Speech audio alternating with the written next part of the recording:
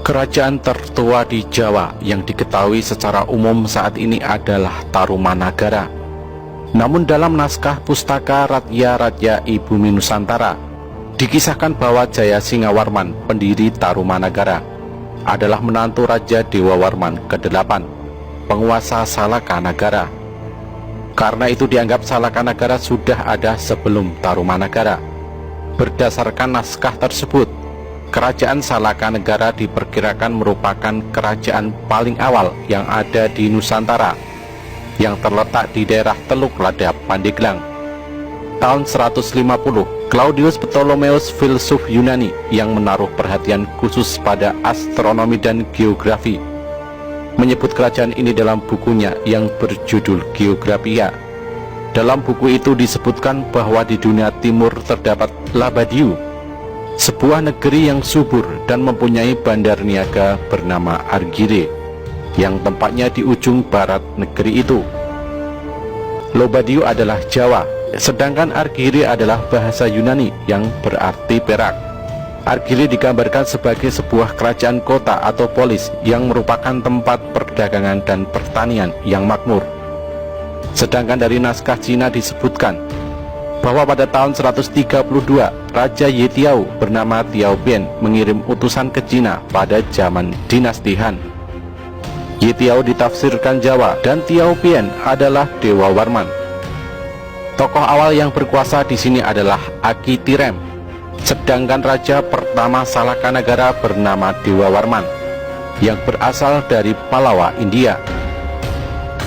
Ia mula-mula menjadi duta India di Pulau Jawa, kemudian menjadi menantu Akitirem. Anak Akitirem bernama Pohaci Larasati yang kemudian menjadi istri Dewawarman.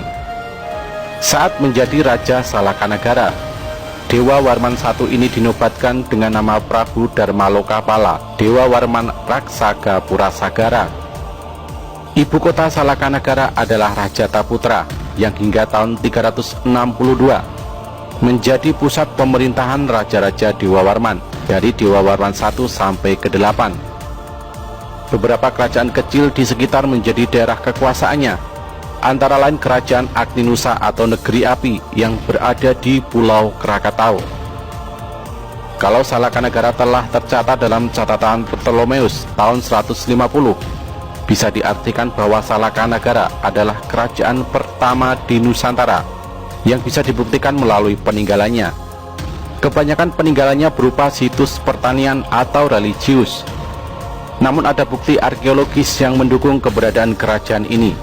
Salah satu bukti terdapat di Prasasti Sang Hyang Tapak di Sukabumi.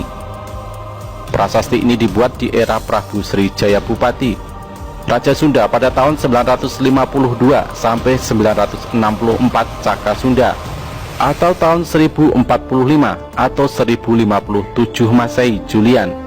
Dalam prasasti ini disebutkan bahwa pada tahun 52 Saka, Akitirem menyerahkan kekuasaan Salakanagara kepada putrinya Larasati yang dinikahi oleh Dewawarman dari India.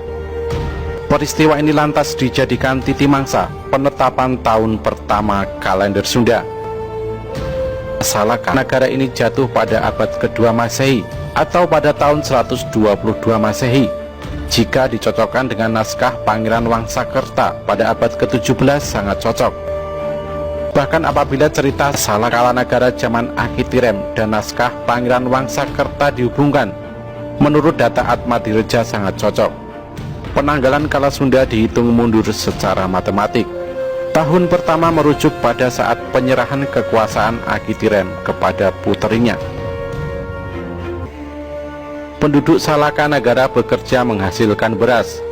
Pada zaman ini persawahan telah dikenal, tentu bersifat tada hujan. Besar kemungkinan mereka masih berladang berpindah. Mengingat dalam nama-nama tempat atau toponim di Jakarta terdapat nama Cegres. Cegres berarti tanah tandus. Serengseng terdapat di Jakarta Barat, dan Serengseng Sawah terdapat di Jakarta Selatan. Serengseng berarti tanah yang tak dapat dicetak menjadi sawah. Penduduk juga mencari ikan, baik ikan laut maupun ikan sungai. Di daerah Basmul, Jakarta Barat terdapat nama tempat Pesalo. Pesalo artinya penangkap ikan. Selain itu, penduduk juga menanam hortikultura. Mata pencaharian penduduk yang agraris itu ikut membentuk sistem kepercayaannya.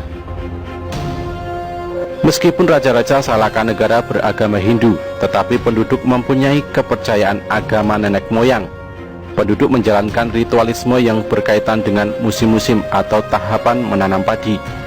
Bila tiba musim motong atau panen, penduduk menyambut dengan upacara menghormati Dewi Sri, yang dianggap sebagai dewi pembawa kemakmuran. Tebu sebagai tanaman yang menimbulkan kemakmuran ditebang, dan berikut daunnya diikat di tiang-tiang rumah. Para pesalu mengadakan ritualisme menyambut perginya musim barat. Perkataan barat di sini bukan berarti arah mata angin, melainkan artinya susah atau sulit. Salakanegara berdiri hanya selama 232 tahun, tepatnya dari tahun 130 Masehi hingga tahun 362 Masehi. Raja Dewa Warman I sendiri hanya berkuasa selama 38 tahun dan digantikan anaknya yang menjadi Raja Dewa Warman II dengan gelar Prabu Digwi Jayakasa Dewa Warman Putra. Prabu Dharmawirya tercatat sebagai Raja Dewa Warman ke-8 atau Raja Salakanegara terakhir hingga tahun 363. Pada masa kekuasaan Dewa Warman VIII, keadaan ekonomi penduduknya sangat baik, makmur dan sentosa, sedangkan kehidupan beragama sangat harmonis. Sementara Jayasingawarman, pendiri kerajaan Tarumanagara, adalah menantu Raja Dewa Warman VIII. Ia sendiri seorang maharsi dari Chalankayana di India yang mengungsi ke Nusantara karena daerahnya diserang dan ditaklukkan Maharaja Samudragupta dari kerajaan Maurya. Di kemudian hari, setelah Jayasingawarman mendirikan Tarumanagara, pusat pemerintahan beralih dari Rajataputra ke Tarumanegara. Salakanegara kemudian berubah menjadi kerajaan daerah.